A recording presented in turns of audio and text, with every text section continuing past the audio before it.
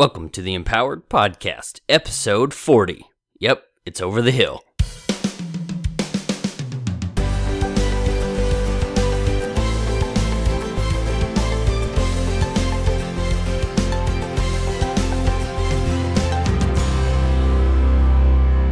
Thank you for tuning in to this episode of the Empowered Podcast. I am your host, Ellery Wells, and I know I said it last week, but this is a great day to be alive. A lot has happened with me, my business, and with my family the last, 24 hours to be perfectly honest. So today is Wednesday. It is, what is this, June 25th or something in 2014. Yesterday, my ebook on how to start a podcast for $200 or less hit number one on the Amazon bestseller list. Now, that is a pretty huge accomplishment, and I couldn't have done it at all without the support of my friends and family, and honestly, a key group of people who are in my mastermind. I want to give a quick shout out to my friend Jimmy Burgess, who really organized it, coached me through the process. I had written the book, and I'd put it out a couple months ago, and it was doing all right on Amazon. You know, I'm selling it on my website and things like that, but it wasn't until Jimmy came in and said, hey, do this. I think we can push you over the top to get to the number one bestseller spot. And I did what he said, and now I will forever be an Amazon number one best-selling author with the number one best-selling book.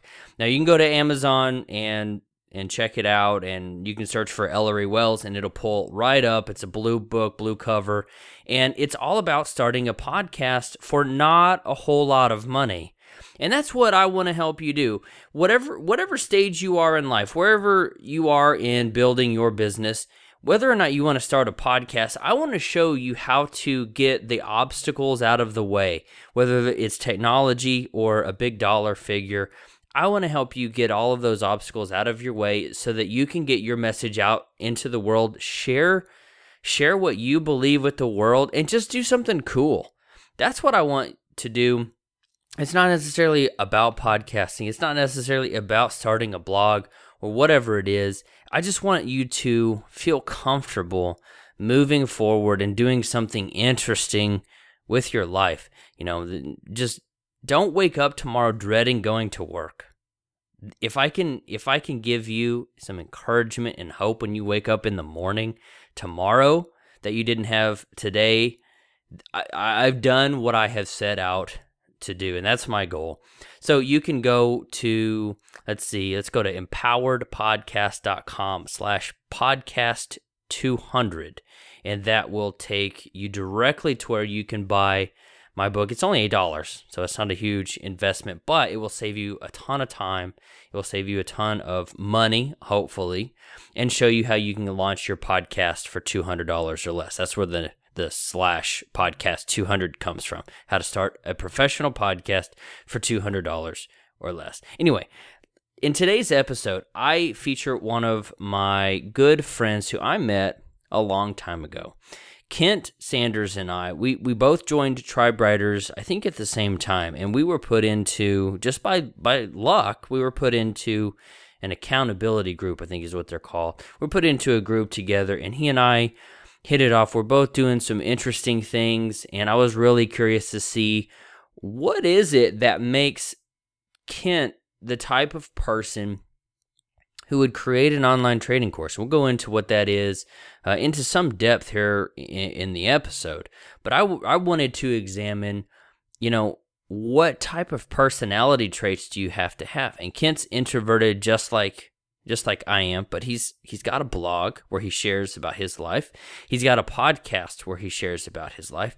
And now he has a product that he sells to teach people about Evernote. And I know it's a quality product because I shared Kent's book. It's called his course is called the Take Note System.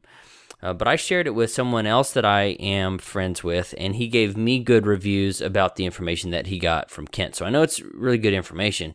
But what type of personality or what type of person do you have to be to where you put your whole life out on the internet like he and I do? And that's what I wanted to talk about. Maybe you're in a similar position, maybe you're shy, or maybe you're not. But when you put your life and your story and your message out there on the internet, it changes somewhat of who you are, and it's kind of a scary thing to open yourself up in that way. And that's what I wanted to talk about Kent today. So if you're in the same position, or maybe you're not, I hope you'll get a lot of value out of this chat that I had with the one and only Kent Sanders of The Artist's Suitcase. Let's go right into the interview. Stick around at the end. I've got a quick note about my upcoming course and a coupon code that'll save you $200. Let's do it.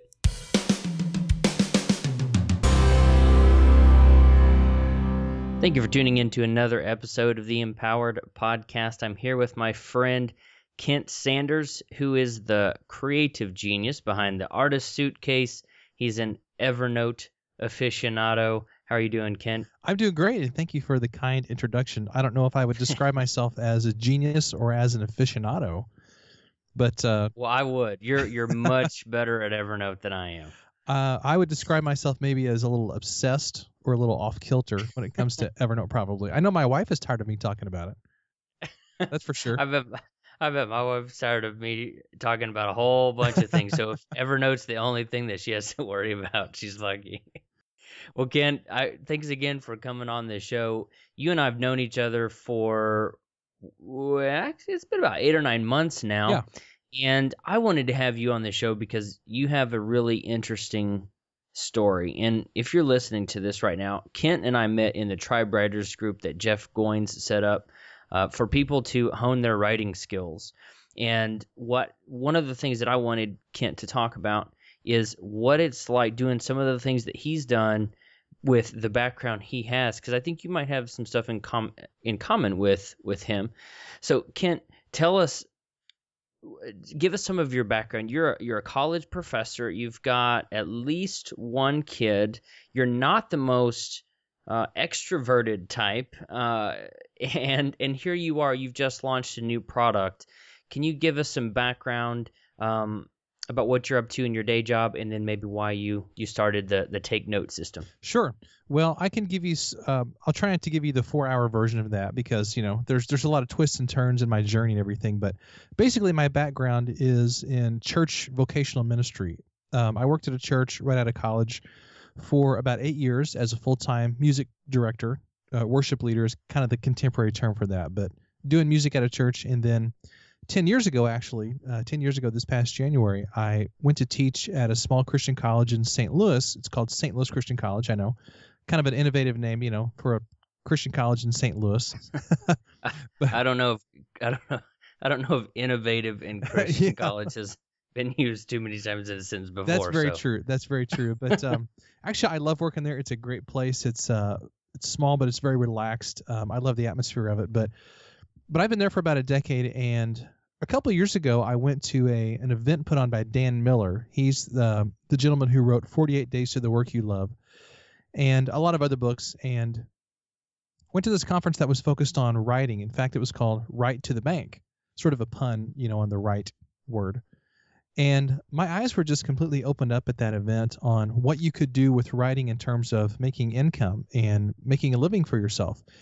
And just over the past year and a half, I have tried to stretch that as much as possible and tried to grow my business skills to a level where hopefully before too long I can start making some income from all this stuff. And you learned that at this conference, or that it gave you the idea? Well, that's what kind of started me off on this journey a bit.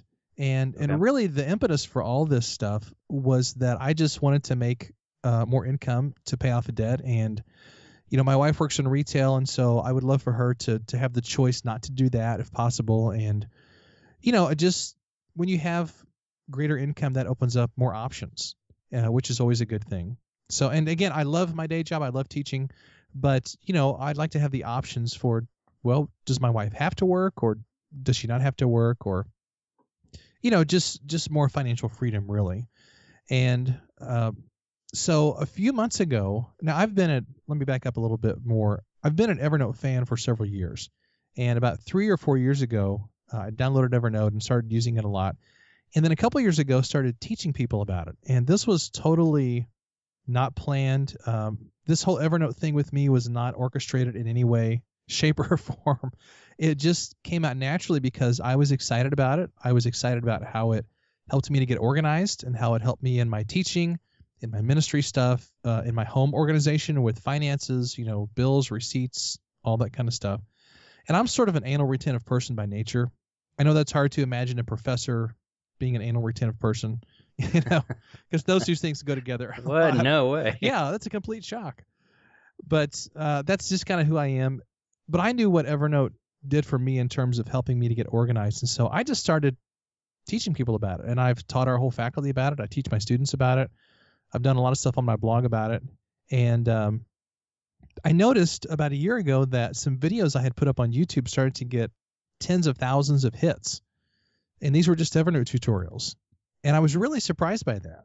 And so I thought, wow, there's got to be maybe an opportunity here. And so the more that I started to coach people and just do some free stuff with it, I thought, well, there's obviously a hunger for this type of material, and people are starting to look at me as, I don't know if I would say an expert, but they're looking to me for guidance and information on how to use Evernote and apply it to their specific situation. So, last fall, I just started thinking about putting together a whole Evernote system specifically for people doing creative work, like writers and artists and, pastors and leaders, coaches.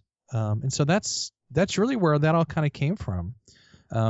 Being an entrepreneur is not something that comes naturally to me at all. And in fact, I still feel like I struggle with it every day.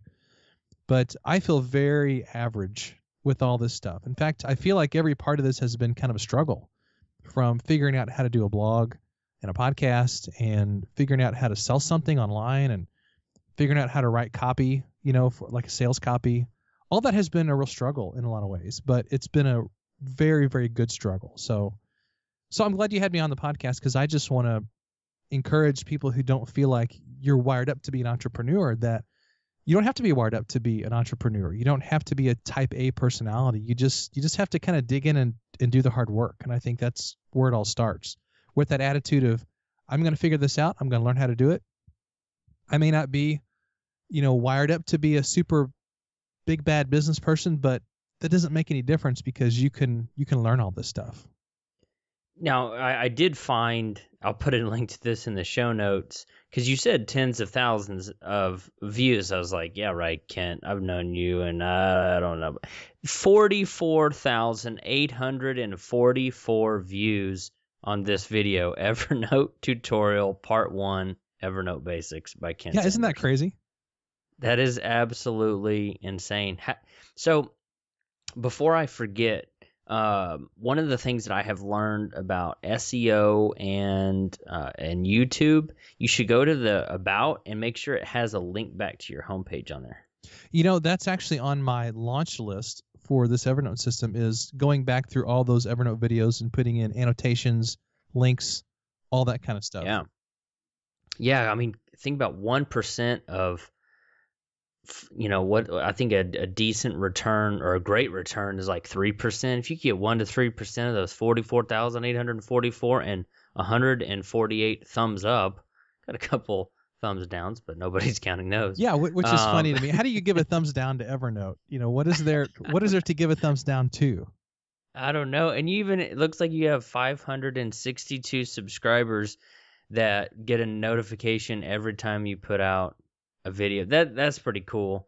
So I know there's one person out there, at least one person out there, who doesn't have any clue what Evernote is. Do you have like a 1-sentence summary of how to describe Evernote to that person who's never heard of it before? Absolutely. Evernote, you can think of Evernote as sort of your digital brain, if you will, or a digital filing cabinet.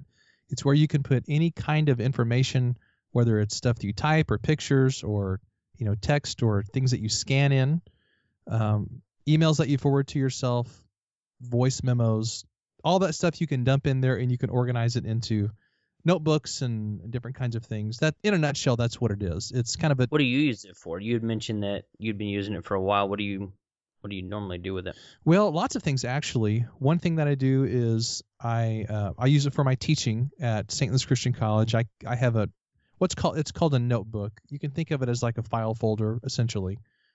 And I keep notes in there. In fact, I was using it just about a half hour ago because our textbook list for our fall classes is due next week. And I was making some notes about these are the textbooks I want to use for this fall, so I didn't forget about it. I use it just to make notes about classes. I use it to copy things from the internet. There's a really cool browser extension called the Evernote Web Clipper that's for free. And anytime you're on a web page, you can just hit that extension and it copies that web page into your Evernote account in any specific notebook that you want. So I use that constantly, almost every day. I use it to organize my personal financial stuff. All my tax receipts are in there. Stuff from my accountants that I'm going to be sending them and need to organize. How do you add a password to your Evernote? Is there a way to do that for like a specific note so I can keep more passwords and more secure information in there? There's not a way to add a password for a particular note, but you can encrypt text within a note. That sounds like it gets pretty crazy. I'll have to ask you that some other time because I keep a lot of stuff in Evernote too. My show notes, I usually paste HTML code just as text so I can post it on to, into WordPress, and it has my templates for a lot of stuff in there. I don't have to redo some of that. But one of the things that somebody's gonna listen to this and try to grab my phone. Going into Evernote, and I try to keep a bunch of information in there, and would love to be able to really password protect it, or like you said, encrypt it, so that even if you can log in to get access to that information, you'd have to go through one more step. Right. So. Now they do have something that's called two-step verification. If you go to your settings, you have to log into Evernote on the web. You can't do this through your account.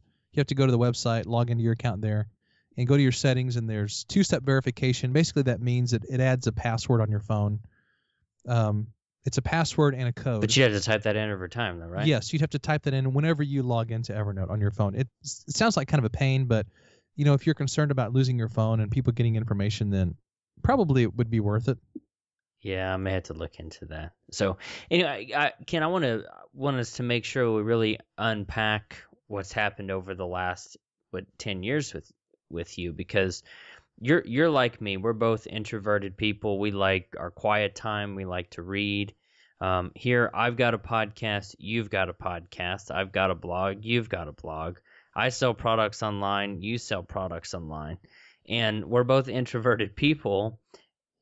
How as an introvert, how have you cracked the code to say, I'm just going to jump in. I'm going to start putting out these videos, because you put out the video, and this runs from March 7th, 2012. Right. And it's almost 2 years later to the day, and you're rolling out your product now.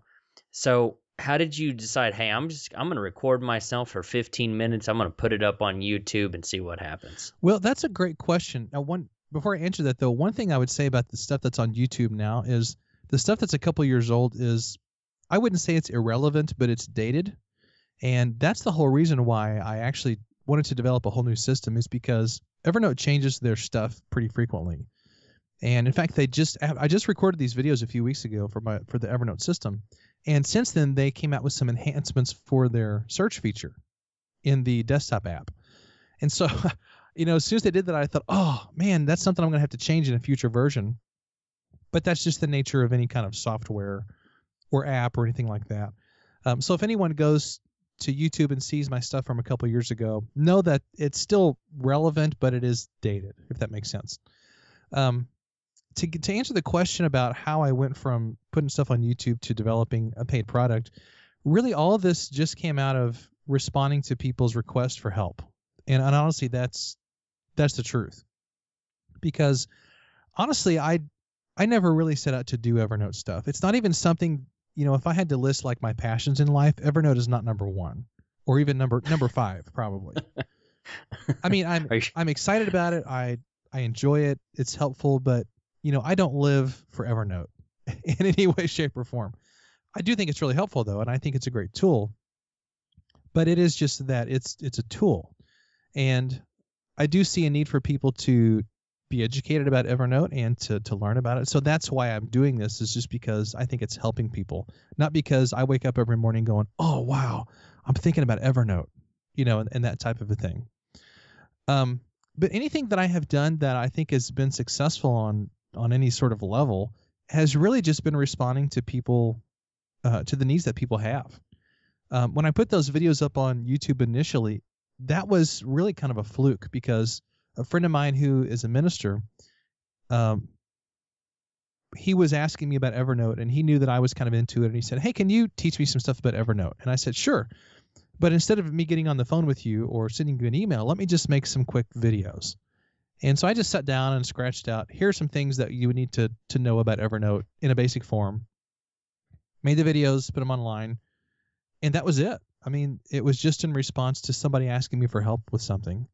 And I think that's the way it works a lot of times is, somebody says, hey, can you help me with this? Or I have a question about this. And then that sparks something.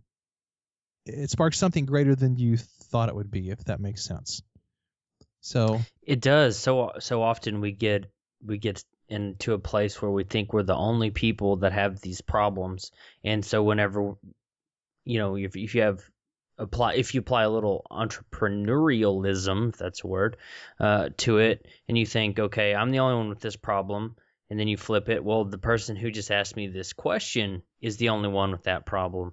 But that's not true. That's why support groups and Jenny Craig and all these things where people communicate are so powerful, is most of the time we're not the only ones with problems. And if someone comes to us and asks us for help with something, they're not the only one that needs it.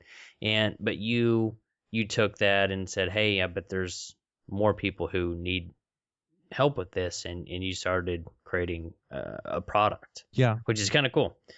Ken, I also want to talk some more about the blog and the podcast, both of which are titled The Artist's Suitcase, right? Yes, correct.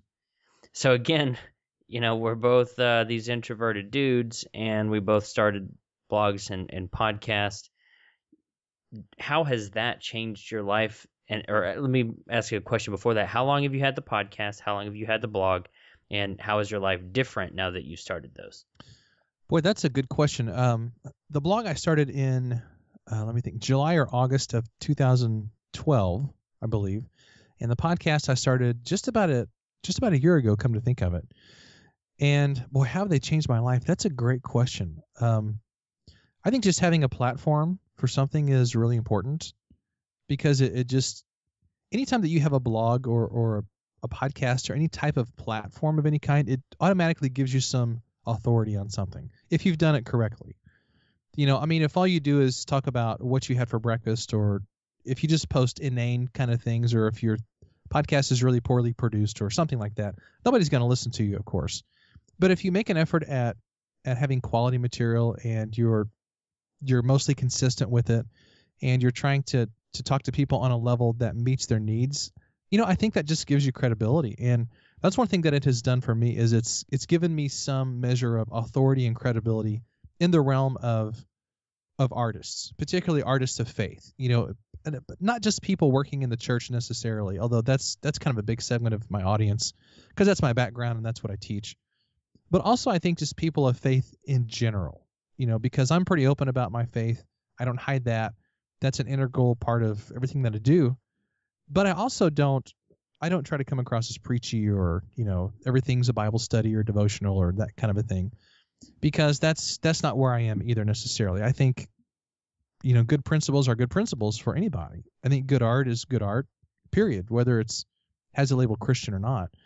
So, in some sense, it's kind of given me some authority and credibility within that realm.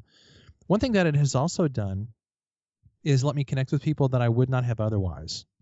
And that's been something that's very important. When you have a blog, that gives you a platform for other people to comment on your material, and you can likewise go comment on their material. And man, if you're intentional with that, you could just connect with so many people. It's really pretty amazing.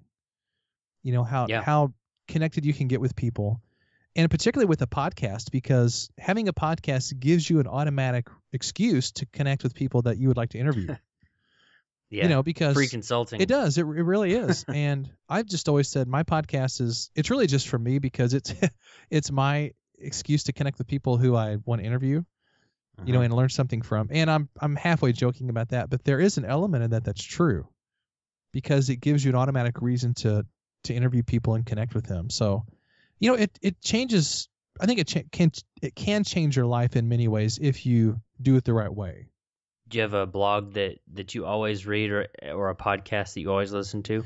There are. That's funny that you mentioned that. I was looking on my iPhone today, and I was thinking, man, I've got to delete some of these podcasts. I've got so many on there, and some of them I don't listen to. I won't ask you who you're deleting. No, I don't want it to be me. No, I'm not. Yours is not one that I've deleted. You have consistent, great material. One thing that I do is I don't listen to every episode of any given not even my own. I don't even listen to all of my own, because, it's like I was there. You ever see that movie Pee-wee's Big Adventure? From 1984, I think, or 85.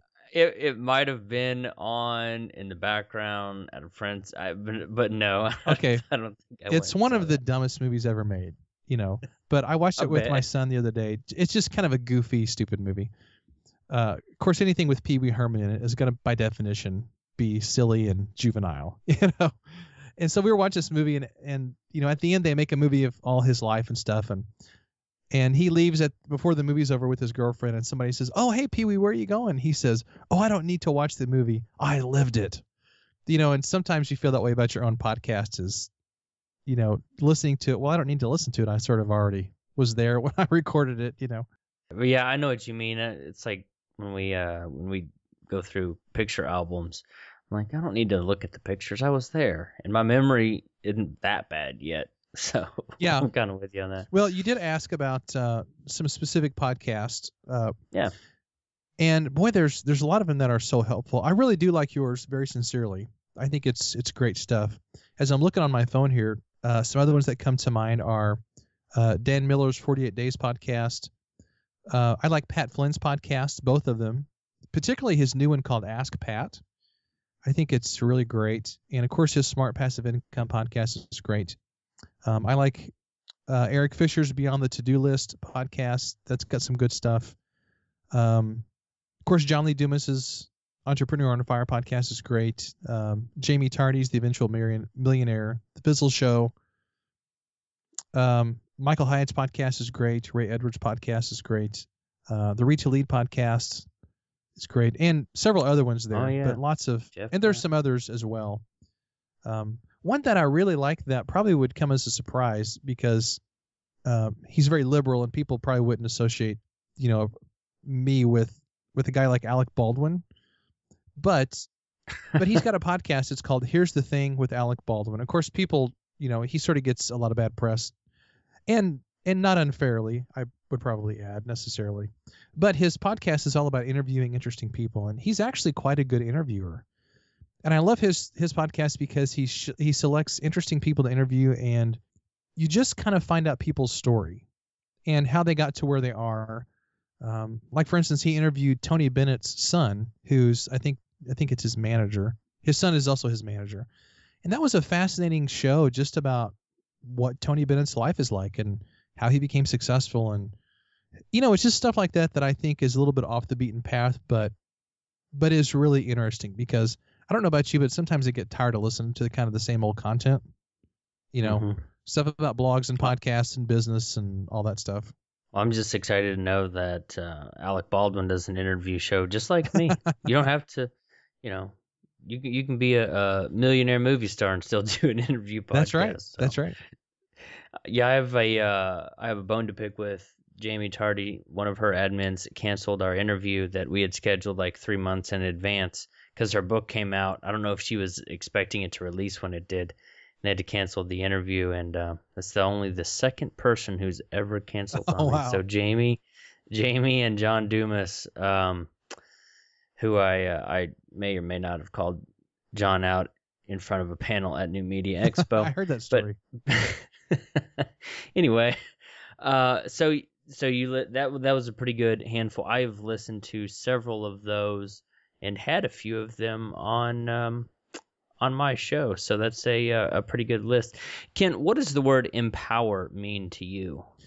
Well, I would relate that to what I try to accomplish, and in fact, I think we're doing really the same thing, maybe in different niches or niche. I'm not sure how you pronounce that word. I've heard different ways. I'm gonna say niche. Okay, works for me. I'm gonna claim it right That now. sounds great. That's like the Americanized version. So for all of our listeners in France, that would be niche, I suppose.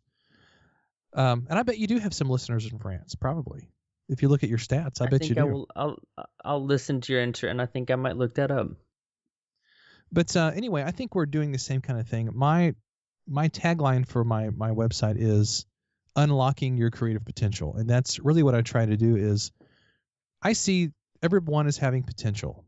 Everybody has creative potential of some type. Now, it might be something traditional like music or painting or something that's more traditionally artistic, but the mother at home who's cooking and making meals, that's an art. The guy in his mechanic shop who's fixing cars, that's an art. Anybody who's doing music, who's doing something they love and is contributing in a positive way to the world, that's doing your art. I think we've made the definition of art way too small. And what I see myself as doing is helping to break down the barriers that prevent people from living at their fullest and reaching their creative potential, whatever that means for them. And again, it doesn't mean just music or painting or dance or something like that. It's just doing what you were born to do, whatever that is. So that's what I think of when I think of the word empowerment, is giving people permission to succeed and giving people permission to strive for their dreams and reach out and try something new and fail miserably, fall on your face in front of the whole world. That's part of the journey, but you got to try, you got to do that. And I think people just sometimes need somebody to tell them it's okay to do that. Go do what you were born to do. Don't just live by everybody else's expectations. Yeah. And I've had 10 total downloads in France. It's not on my top 10 list by any means. And Kent, since you have this as a focus of your blog and podcast and really empowering other people, what is the best way to do that? What is the best way to empower other people? I think a huge way to do it is by encouraging other people. I really do. I feel like that's been sort of a theme running throughout my life. I'm just a natural encourager, I suppose. And I don't think that gets very good press sometimes because we think of that word encouragement and we think of it as kind of a soft sort of a thing. It's like a soft, fuzzy thing, sort of like crayons and rainbows, or something like that. But every time that you walk down the street and look into somebody's eyes, anytime that you go to work and you look in somebody's eyes, anytime you come home and look into the eyes of your kids or your spouse or even your parents, anywhere that you go and look at people, they need encouragement.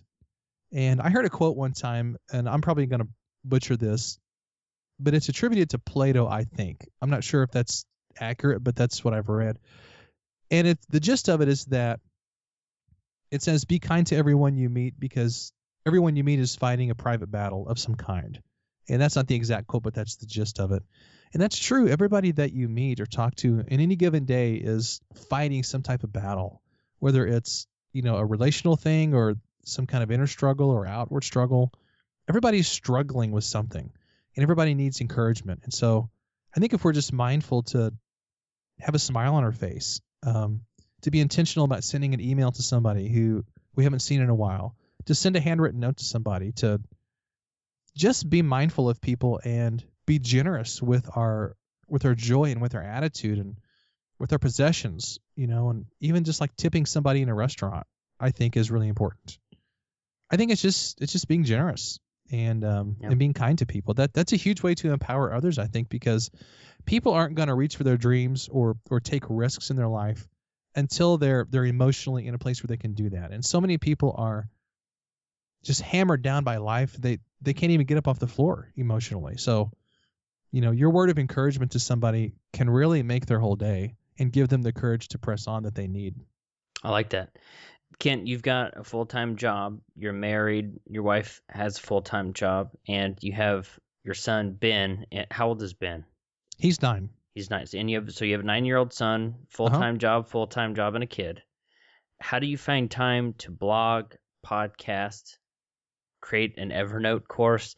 Because I know there's somebody out there right now who's thinking, yeah, well, I don't have time for all of that. How do you find time or make time or create time to do all of the things that you have to do, plus the things that you want to do or know that will take you, to where you want to be tomorrow? Well, that's a great question. And I'll share with you 2 or 3 or 4 things as they come to my mind that have helped me. One is that I try to take advantage of little chunks of time.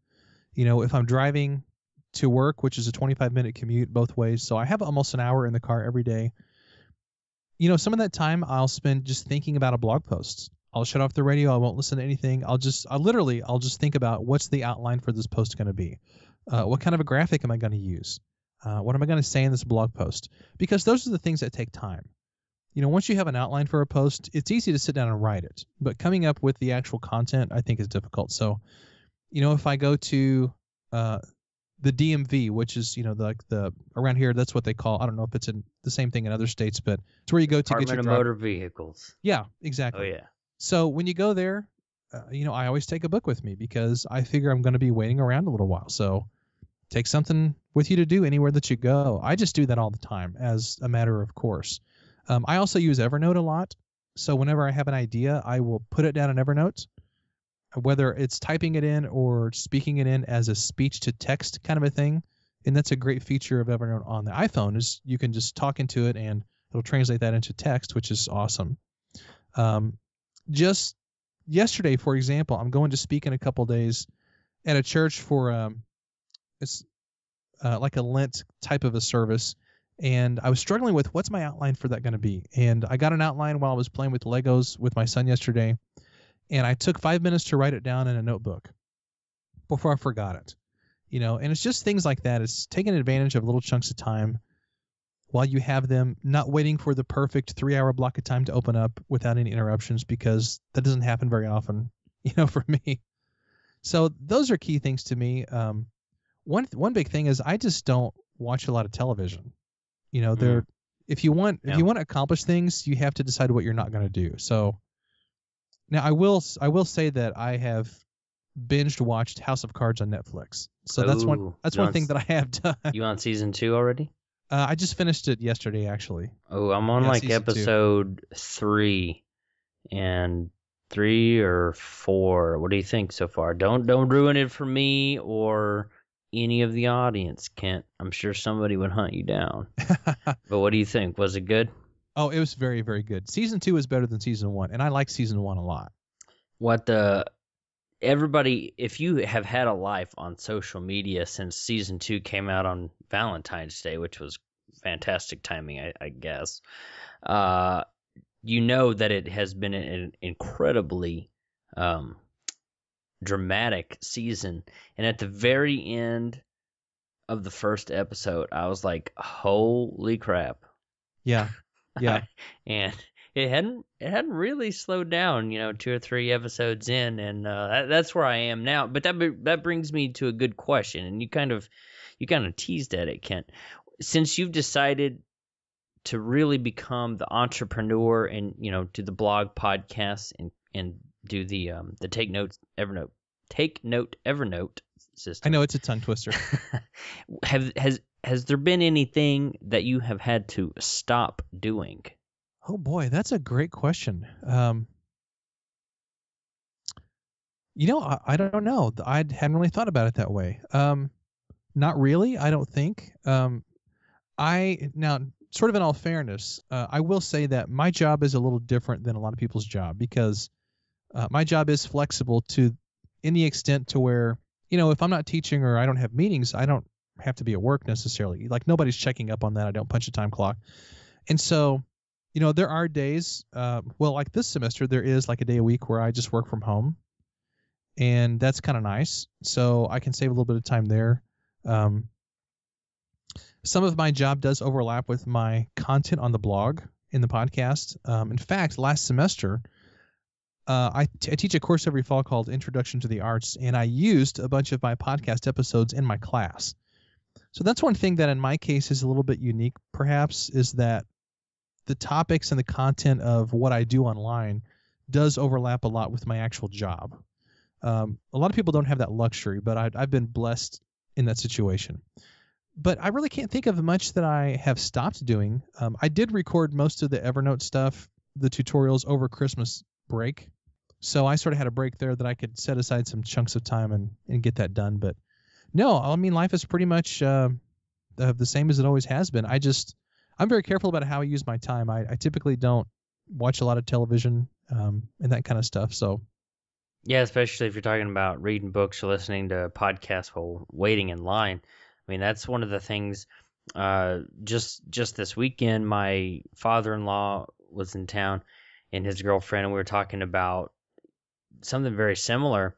One of the people that I'm coaching right now, one of the things that was a big issue for her was just having enough time. And I said, well, we have to come to the agreement that man, I can't talk right now all of a sudden. There's 24 hours in a day for you and for me, and there's people who are extremely successful and people who are not all that successful, and you can define success any way that you want, but the truth remains we all have the same amount and we all spend it differently. And if you're the type where you're listening to a podcast and reading books on your phone in those tiny margin times, waiting in line, on the commute back and forth to work, you probably are spending other margin time in your life pretty well also. Yeah. I think the key is just being intentional about what you're doing and not trying to do too much. I would say that's a huge mistake that I have made, is I probably should not have started my podcast when I did. Now, have I learned a lot? Yeah. And has it helped in a lot of ways? Well, of course. But I sort of took Pat Flynn's be everywhere philosophy, if you know what I'm talking about, Yep. Be on YouTube, be on video, do podcasts, do a blog, and all that's great, but you can't do all that when you start. And really what I should have done last year is I should have spent all of last year focusing on guest posting on others' blogs and writing as much as I could instead of getting distracted with the podcast. That's something I would probably go back and change if I could, but you live and learn, and that's just the nature of this stuff, is you make a lot of mistakes. Yeah. As a side note to that, do you know how to set up Google Authorship on your guest posts? No, I do not. I would be interested to hear how to do that. I did. One of the other online businesses that I do is what'snextblogging.com, and they sponsor the show a lot. And the tutorial that was shared today was about how to set up the Google Authorship. And if you go to what'snextblogging.com under free tutorials, it'll be the one in the top left-hand corner, and that's how you can embed code. And I actually pasted the code in there. So if you when you write those guest posts and you send someone a file, if you'll include that, I guess you just call that HTML code, put that in there, and then it links back to your Google Plus profile. And if someone just pastes HTML code on their blog when you do a guest post, it says created by or written by, and then it's just a direct link to your Google Plus, and that does Google Authorship. And then the video that's there also shows you how to do it on your own blog if you haven't already done that there. But interesting. Well, thanks for the pointer on that. I'll check that out. Yeah, again, I'm still poking around your website, and when you had mentioned it, came to the top of my mind. So what is one tip or piece of advice that you can give people who are maybe in the same position that you were a year ago, 2 years ago, and they've got all these ideas in their head, Kent? You probably know somebody that you're thinking of right now who is right on the edge of starting a blog or a podcast, or maybe they could turn their talents into something like the Take Note system that you've got. What would you say to that person listening right now to get them going? Well, actually, there are three things. I'm scratching things down as you're saying that come to mind immediately. One is just start helping people. And when we start out on this entrepreneur sort of journey, it's easy to think in terms right away of what can I do to make money? And that's not a bad question, but I think it all has to start out with what can I do to help people? What is something I can help people with, no matter what it is? And the sooner you start helping people, the sooner you're going to gain some credibility, the sooner you're going to gain fans and have people who are loyal to what you're doing. So figure out what you're passionate about and find a way to help people with that. Yeah, so number one, start helping people. I like that. Good start. I would say the second thing is don't fidget around with your blog very much. Now, that sounds like it immediately goes against the kind of things you're talking about with, SEO and analytics and Google authorship and stuff. That's not what I mean. A huge mistake that I made in my journey was that now I'm sort of an anal retentive person, and I'm very much like a nitpicker kind of a person. And until I get something settled, it's hard for me to mentally move on to the next thing. And I probably had 4 or 5 versions of my blog logo, like my header on the website. And I just kept fidgeting with it. And if I had back all the time that I spent messing around with that dumb thing, I could have written probably 25 guest posts in the time that I have messed around with that thing. And it still doesn't even look that good. It's just kind of there, But I would say decide on a logo, have somebody design it for you. Just pay to have somebody design a good logo, and then just forget about it. Stop futzing around with all the little things on your blog that don't amount to a hill of beans, as we say in Missouri. Yeah, that's very easy to do. Oh, it is. And, I need a new theme on my blog really badly. I think it needs to be wider. It needs to look a little better, but it's not something I really want to mess around with right now until I can just pay somebody to mess with that, I think. Because it doesn't really make that much difference in terms of content. Now, at some point it will, but, it's not like a priority number 1 kind of a thing, I don't think. Excuse me again. Sorry about that. Must be dry in Missouri. It is. I don't know what's going on. The last thing I would say is you just have to have the attitude of, I'm going to figure this out no matter what it takes. Because a lot of this stuff when it comes to podcasting and blogging is very intimidating, especially when you talk about diving into CSS code and, JavaScript and HTML. And if you get into all that stuff within your blog, and I just had to figure out how to do a lot of this stuff on my own. Now, of course, there's tutorials out there. Pat Flynn's tutorials on how to do a podcast were amazing and very helpful, and Cliff Ravenscraft's were as well.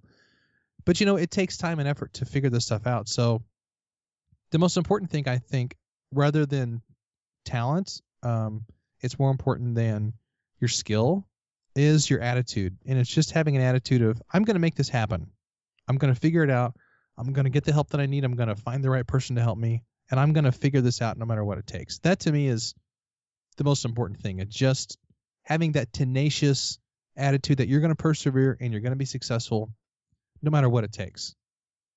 Yeah, I completely agree. If you go in with a wishy-washy attitude, the people that are reading your material or listening to your podcast, they're totally going to be able to tell. And honestly, I feel like I sound that way. I don't think my voice always conveys my level of excitement. I don't know.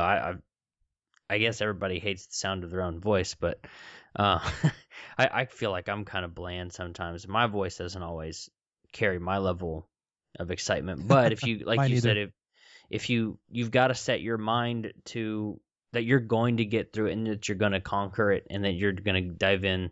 I was going to say you dive in with both feet. You jump in with both feet. You don't really dive unless it's the pencil. Yes, that's true. So those, good. Start helping people, and I think that's a big one. Don't get caught up with messing with the details. And I'll have to talk to you about all of the details and doing your theme. I have an idea for you. And then set your mind to getting through it. And I forgot to ask Kent, what was the last movie you saw? The Oscars were on the middle of, or the beginning of March, just yesterday. Yeah, I watched them last night. They were good. Yeah, I hear Ellen just rocked the house with her pizza and her Samsung Galaxy Note. Man, I wish they were sponsoring this show right now. I should just bleep that part out. Anyway, the most retweeted image ever.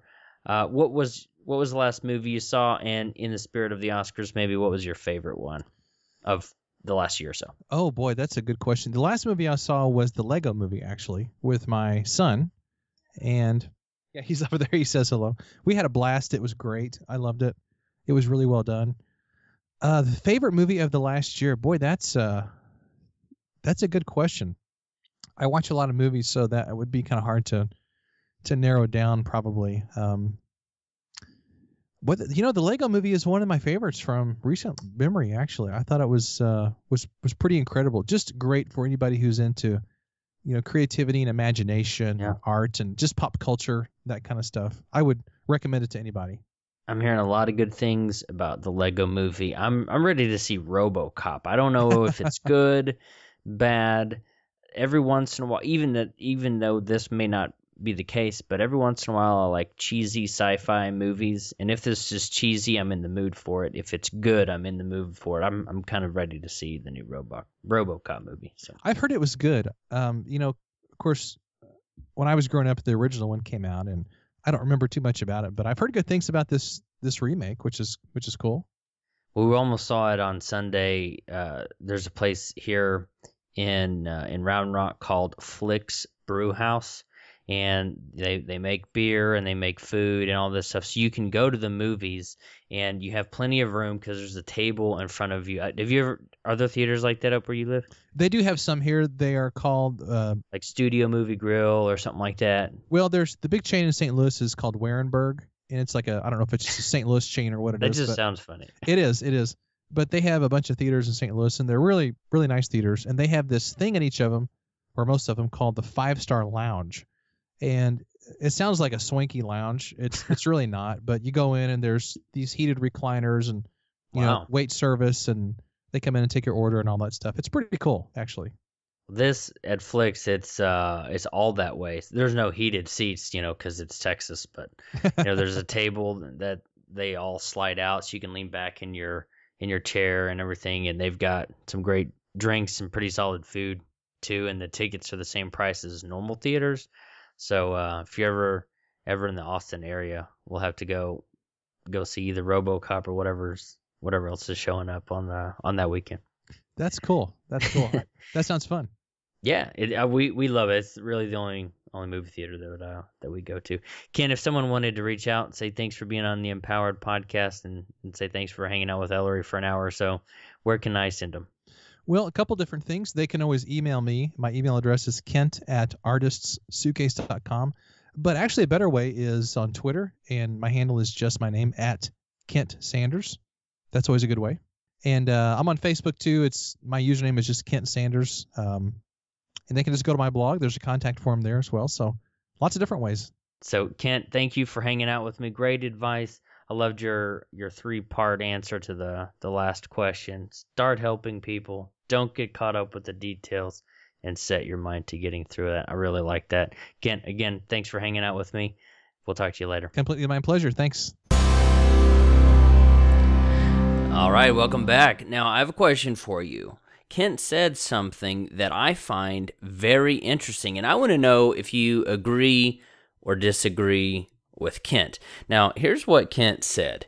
He said, you don't have to be wired to be an entrepreneur. You don't have to be a type A personality. You just have to dig in and do the work. That's where it starts. Now, I'm kind of curious to see what you think and what your opinion is. Do you have to be wired as an entrepreneur? Now, I don't know what I think about that, to be perfectly honest. I don't know if I was wired as an entrepreneur 5 years ago. However, over time and reading a lot of books and connecting with a lot of people who were entrepreneurs, I think I might have changed how I was wired. But I'd be very curious to see what you think about that. So here's what I want you to do. I want you to go to empoweredpodcast.com/awesome. Sign up there. You'll get direct access to my email address. I've given it out, my email address, and my phone number on some past episodes if you want to go dig in through that and find it. But go to empoweredpodcast.com/awesome, and that'll give you a couple advantages in life. Number one, you'll have direct email access to me. Number two, you will get access to the very best tips that I've gotten when I ask that final question. You'll get that in a downloadable ebook. The number three thing that you will get is you will have access to all of the free giveaways that I've ever given on my blog and through this podcast. And number 4, you'll get exclusive information that nobody else in the world has access to. I only share that information with people in my community and on my email list. Email list sounds like such a cliched industry dirty term, but it is what it is. I don't know if there's a way to get around that, but hop on that list. I don't share that information with anybody else. I don't give your email information to anybody else. It's just between you and me, but it will give you access to all those things. And I want you to, your very first email you get back to me, tell me what you think. Do you have to be wired to be an entrepreneur? So here's how you can save $200 if you are wanting to start your online business. Now, I'm not just talking about doing ebooks or, doing audio courses or anything like that. If you are in real estate, if you are an attorney and a dentist, and a dentist, most attorneys are not also dentists, but if you're any one of those things and you want an online presence, you want to start growing a thriving community, and it has to do with being online. Basically, let's face it, guys, if you have a business and you're not online, you don't have a business. I mean, it's 2014. I can get the world on my phone, and if I can't find your business online, I'm going to go to somebody else. So if you're listening to this and that's you, it's time to get with the internet is not a fad. So it's not going to go away, right? So if you want to start an online business, it's easy, but it's also fairly difficult. There are a lot of tools that make it function and get you going in the right direction, the right way, and in a scalable way. You need what I'm going to be teaching in my course about turning your offline expertise into an online business. You can go to empoweredpodcast.com/expertise. And that's a landing page that will show you a video and what we're going to cover in this course. But here's how you save $200. In the coupon code, once you add that to your cart, once you hit claim your seed or enroll now, whatever it says, there's a spot in your cart where you can add a coupon code. And I'm only going to share this coupon code on the podcast. It's not going out in the email newsletter. It's not going out on Facebook or LinkedIn or anything like that. But if you, in the coupon code, add the word podcast. If you add the word podcast, PODCAST. I don't know why I spelled that, because I know you're smart, unlike the crazy people who spell out cat on the radio. But if you put in podcast in the coupon code, I'll take $200 off the price. Now, that's a steal. I will give you everything that you need to start an online business or put an online presence for your business for super cheap. It's like half the price of 1 hour of a college course, and it's going to be 10 times the information. I guarantee that.